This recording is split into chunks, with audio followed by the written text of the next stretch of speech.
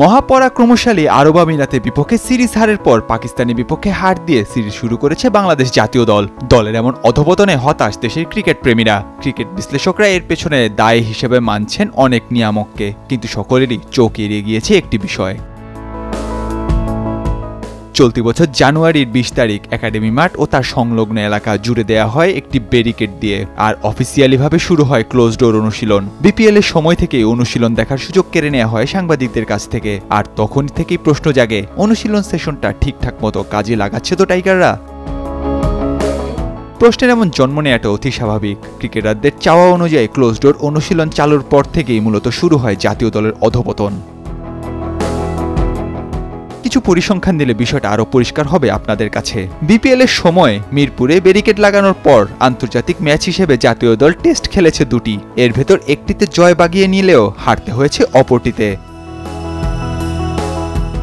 নিজেদের প্রিয় ফরম্যাট এই সময়টাতে বাংলাদেশ জাতীয় দল নিজেদের প্রিয় ফরম্যাট ওয়ানডে খেলেছে 3টি। 2 হারের বিপরীতে লাল সবুজের প্রতিনিধিদের এখানে অর্জন কেবল একটি ম্যাচ পরিত্যক্ত হওয়া, আর এখন পর্যন্ত টি-20 ম্যাচ খেলেছে 4টি। একটিতে জিতেছে, বাকি 3টিতে মাঠ ছাড়তে হয়েছে হারকে সঙ্গী করে।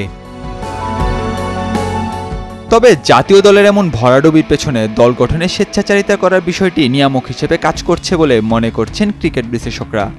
সালাউদ্দিন ভাইয়ের প্রতি রেসপেক্ট রেখেই বলি যে এই দলটাকে বাইরে থেকে দেখলে মনে হয়, আমি জানি না তার এখানে হাত কতটুকু, যে এটা কুমিল্লা ভিক্টোরিয়ান্সের একটা শ্যাডো টিম তিনি এখানটা বানিয়েছেন। কিছু কিছু ক্রিকেটারের ব্যাপারে সহকারী কোচের লাইকিংস ডিসলাইকিংস ব্যাপারগুলো সামনে আসছে।